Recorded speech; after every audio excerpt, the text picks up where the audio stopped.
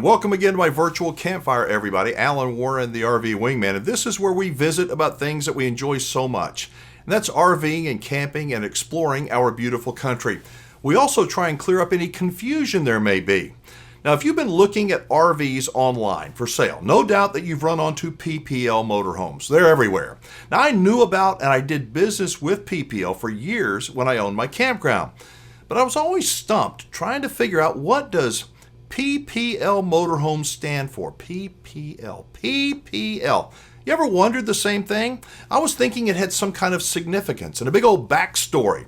But it turns out it stands for, get this, person-to-person listing, PPL, person-to-person listing. Now, 50 plus years ago, they started out, they were a consignment motorhome business. Over the decades, they grew, they stayed with the same name, PPL. I don't know, I just thought this was one of those interesting things that you may have wondered about as well. That leads me to today's video interview.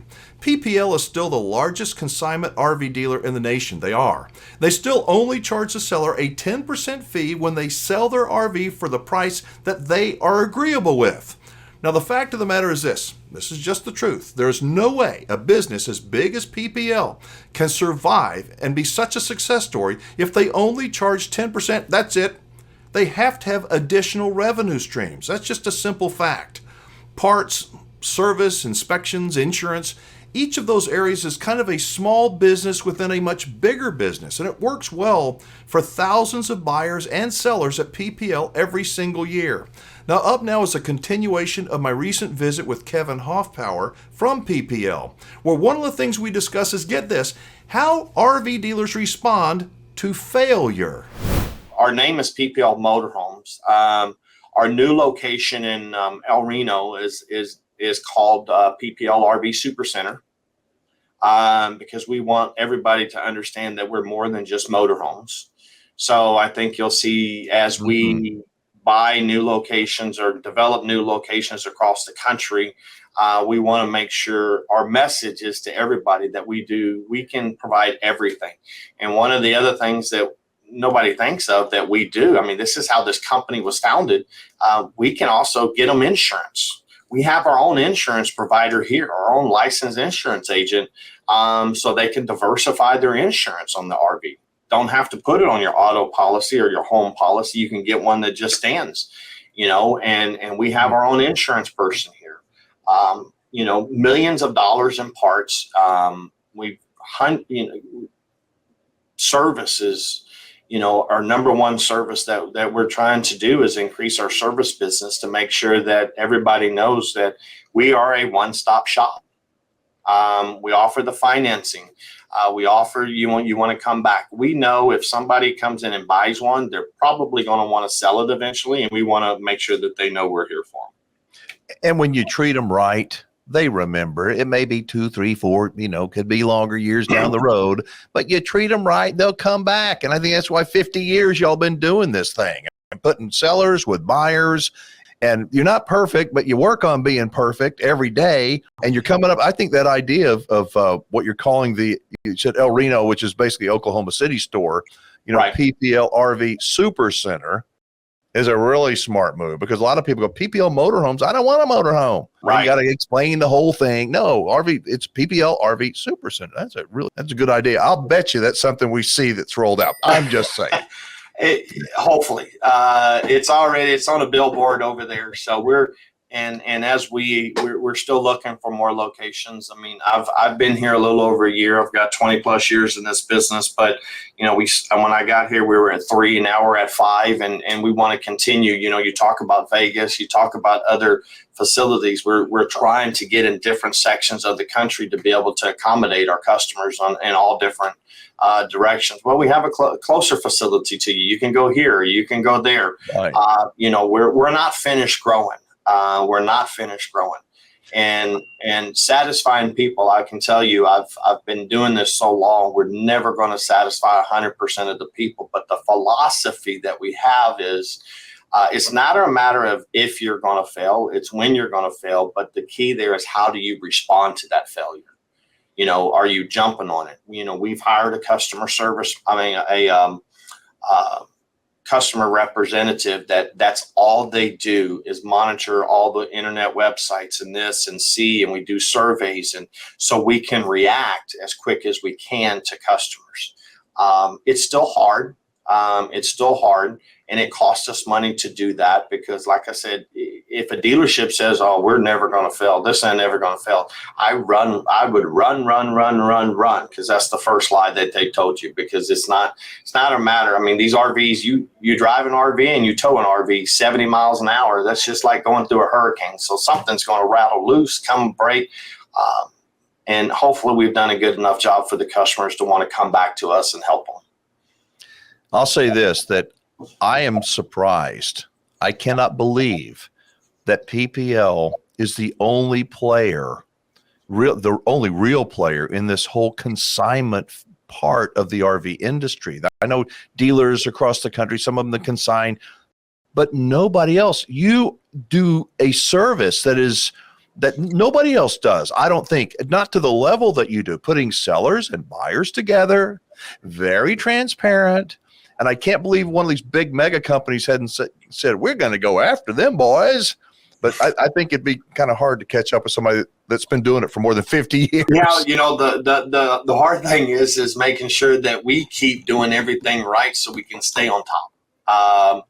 And we're always trying to be innovative. The executive team is always looking at new ways of new things that we might be able to provide. Is it something good for our customers? Is it something valuable for our customers? Is it something that's going to help attract our customers to keep wanting to do business? We've got one little thing that we did, Alan, is that we got a texting program that we put on our website. Because we know everybody loves to text. Yeah. And that's how they want it. They don't want phone calls. Don't call me. Don't do this. Don't do that. Email. That's right. And so we put a texting program on our website. And when we rolled it out, 3 months of preparation to make sure we were ready. Just because if you don't respond to that customer via text, you can't just put it on your website and go. And so we worked 3 months to try to get this thing rolled out. And I'm going to tell you, it's the way people want to communicate. One little thing. I want to say this, that y'all are so busy, and people, all of us, can be very impatient. Even the people that are my referrals, people that I send to PPL, the response time, your people do a good job of getting back to them, but it ain't going to be like, "Well, let's wait till the wingman sends me somebody." It's going to, my advice is, whether you go because of me or whoever, be patient. You're on the list. You're in the queue, as they say. But, to expect something instantly, that's probably not going to happen. So if you want instant communication, these babies are the way to go. That's right. And now, after being involved on this texting program now for about 4 or 5 months, we now have our management staff letting us know that all messages are cleared out before they go home. They have to respond to customers. And we're not perfect. Again, we're not perfect, but there's better ways to communicate with customers. There's ways that customers are demanding the way we communicate with customers. We're just trying to jump into that arena to make sure that the number one issue with customers that are upset with RV dealers, car dealers, whatever it is communication. If you just would have communicated with them, I would understand. You know what? I've been waiting on a week to figure out something here on this part. If they just would have told them, "I don't have any news, it's still showing that it's supposed to be here," that customer will never get hardly upset. Right. They just want to be communicated and be in the loop of what's happening. That's the number one reason why people complain. And so we recognize that. We found this, and that's what we want to do, is make sure. And then we hold our staff accountable every day. Every day in the meetings, we hold ourselves accountable, and I'm monitoring it just to make sure that we stay in that constant communication, because that's what will upset a customer. And your staff, I'm sure it's not a blanket statement, but generally speaking, your staff has that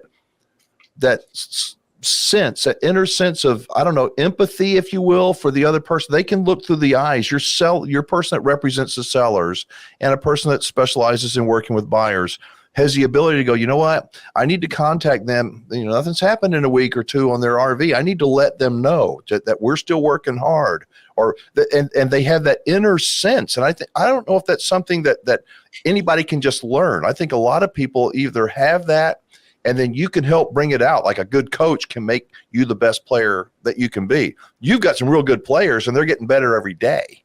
It's really expectations. It's just, you know, and it goes all the way starting with the interviewing process. You have to have a genuine heart to serve, and no matter what department we're in, and it's hiring the right people and finding the right people to do that, and then it just takes time to build that team, and then the expectations are there.